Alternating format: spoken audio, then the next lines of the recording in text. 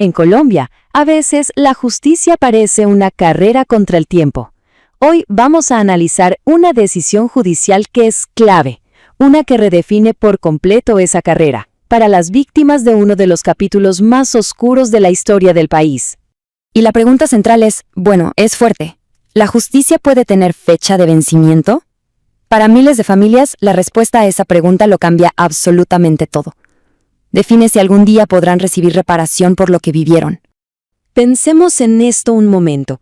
Esta es la cruel paradoja que han enfrentado las familias de las víctimas de los llamados falsos positivos. Es descubrir la verdad después de años de búsqueda, solo para que la ley te diga, lo siento, llegaste demasiado tarde. Ok, vamos al centro del problema. El primer obstáculo es una barrera legal, un plazo muy estricto de 2 años. En la práctica, esto podía cerrar la puerta a la justicia mucho antes de que las víctimas tuvieran siquiera la llave para poder abrirla. El concepto legal se llama caducidad. En palabras sencillas, es como un cronómetro. Si no se presenta una demanda contra el Estado dentro de ese tiempo, se pierde el derecho a hacerlo, no importa qué tan sólido sea el caso. Y ese plazo es de solo 2 años. Es una ventana de tiempo increíblemente corta, ¿no? Sobre todo cuando la verdad de un crimen fue ocultada a propósito por las mismas instituciones del Estado. Pero aquí es donde la decisión de la Corte Constitucional cambia las reglas del juego.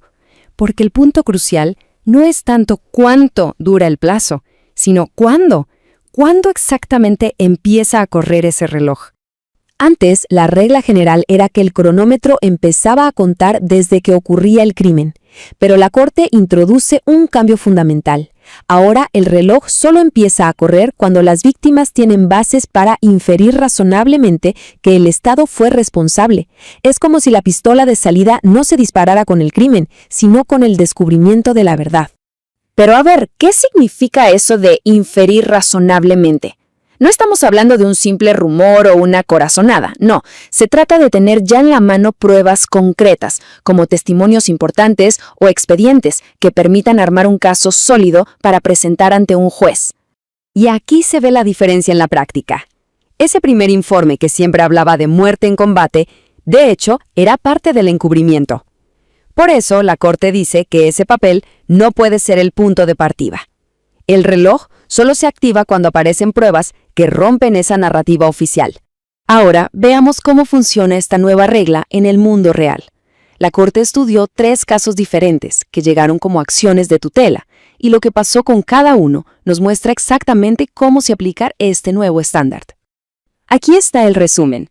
De los 3 casos, uno fue negado, pero los otros 2 sí fueron aceptados. La diferencia clave, en los 2 casos que sí pasaron, la Corte encontró que los jueces e instancias inferiores habían ignorado pruebas cruciales. El problema no era la ley en sí, sino cómo la estaban aplicando mal en esas situaciones específicas. Este caso es un ejemplo perfecto de lo que hablamos.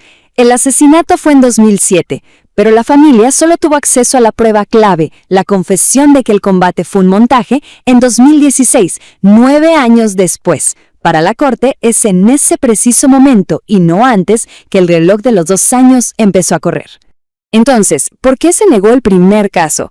Porque su argumento era distinto.